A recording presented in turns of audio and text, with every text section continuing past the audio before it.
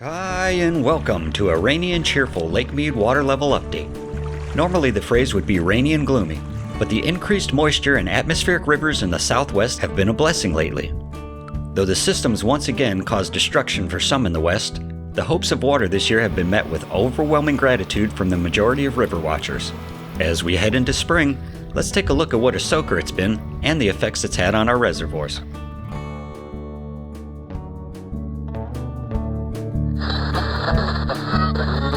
After a dry and somewhat lackluster January, February came in like a lion, bringing several atmospheric rivers off the Pacific from Hawaii with enough energy to push through California, Nevada, Arizona, Utah, and beyond. Wave after wave they came across Las Vegas and Lake Mead, continually dousing the area for almost the entire week leading up to Super Bowl Sunday. On an unrelated note, here's a photo I captured of the Air Force flyover before the big game. I'm not much of a football fan, but I do enjoy train spotting all the military aircraft around the event. Here's another of two super stallions on a little tour past the North Strip. Just east of town down at Lake Mead, the scene was much of the same that week. What most would consider to be a wet and gloomy day, I found quite calming and peaceful, just enjoying the solitude with the ducks and the patter of the rain on the water. Now I know a lot of folks are always wondering what effects this has on the lake. Surely all this rain helps, right? And yes, you are right, it does help and it is filling, but how much? Let's take a look.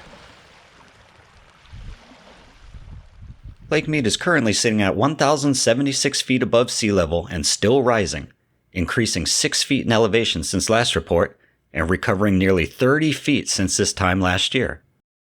The capacity has increased from 35 to 37% full. On Mead's graph, you can see that since the start of 2024, it has continued to rise in elevation, creating a near picture-perfect recovery that we could only really hope for, so far. But, as we covered already earlier in the year, this is once again going to be mainly due to the USBR releasing water from Lake Powell upstream at significant rates. As we also covered, this can only go on for so long. More on that in a minute. Now all the local rain and storms that pushed into southern Nevada have certainly done their small part. You know the phrase, every drop counts, right? Well, these storms continued throughout the end of the month, even bringing a rare occurrence of fog to the Las Vegas Strip and a morning of 100% humidity in the desert. After a relatively dry and warm start to the new year, the snow water equivalent in the mountains around Las Vegas at the start of February was at only 43% of average. As of this report, however, that number is now at 105% of average. In the upper basin, including the Rocky Mountains, where snowpack really counts for the health of the Colorado, that number went from 82% to 95% of average in the same time frame. Likewise, in the lower basin, including Arizona, California, and Nevada, the snow water equivalent went from a lackluster 63% at the start of February to an astounding 119% of average now. February was certainly good to the southwest this year. And with more systems sitting off the coast of California, we wait and see what kind of bonus might be added before the spring melt and heat commences. Until then, all the local storm activity is much welcome, and we will certainly continue to enjoy these rainy days in the desert. But according to the Las Vegas Valley Water District, the Las Vegas Wash, where all the urban runoff and a lot of stormwater is channeled back into the lake, only contributes to about 2% of Lake Mead's total annual content. So keep in mind that an overwhelming majority of Lake Mead's content and health is dictated by events upstream.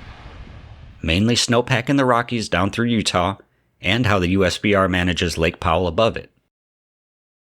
And speaking of Lake Powell upstream, the reservoir today sits at 3,562 feet above sea level, dropping another 4 feet since last report and falling to 34% capacity. The water level has continued to slowly decline since July of last year as Powell has continued to supply Lake Mead. You start to understand why Lake Mead downstream has been allowed such a nice recovery earlier in the year. We can see from the steady decline at Powell, the USBR has been passing a lot of water right onto Lake Mead this year, prioritizing that reservoir and getting required releases out of the way, for now. As mentioned earlier though, this can only go on for so long.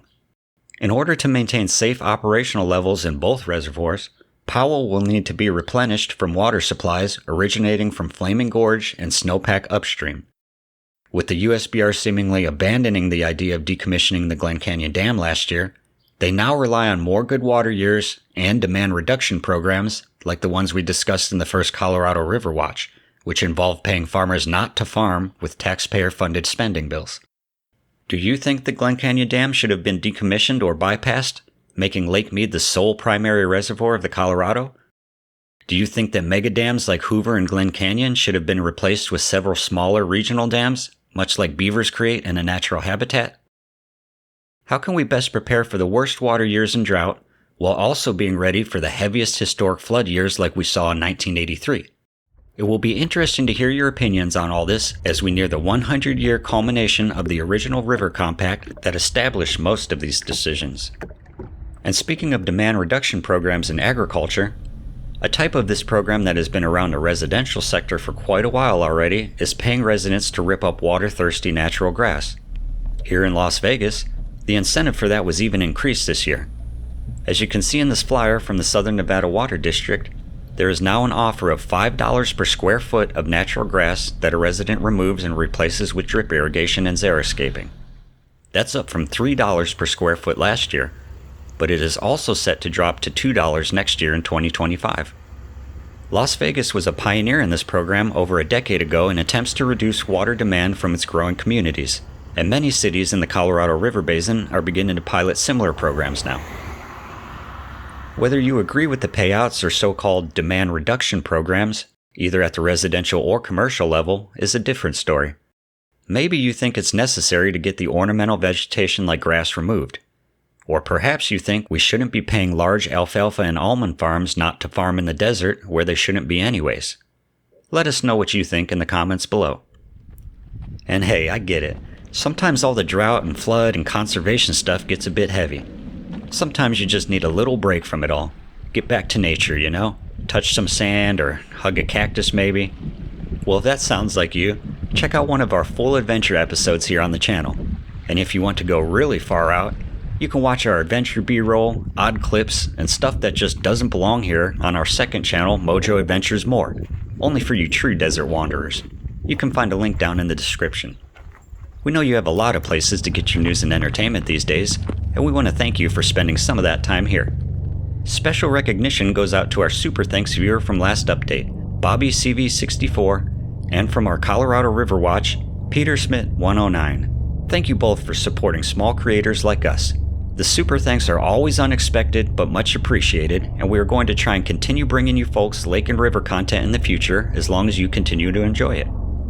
If you're like Peter and Bobby and you found the video interesting or learned something of value here today, consider giving us a like or subscribing to the channel for more. Don't forget we are starting a new Mojo Earthworks shop on Etsy also if you want to support our work directly and help keep YouTube's hand out of our day packs. I know there's not too much up right now, but we do have the basic adventure tees and we are working on getting more designs up this year, so stay tuned. We even have an emerging silversmith over here, so there might be some interesting and very unique handmade items in the future from our own rock hounding finds. Until then, stay hydrated, stay happy out there, and we'll see you next time.